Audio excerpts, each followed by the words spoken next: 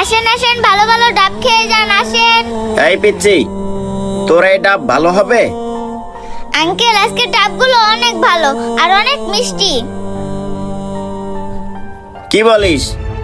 তোর এই ডাব দেখে মনে হচ্ছে না তো যে এই ডাব মিষ্টি হবে। আঙ্কেল, আমার এই ডাব মিষ্টি গ্যারান্টি। মিষ্টি না হলে আপনাকে টাকা দিতে হবে না।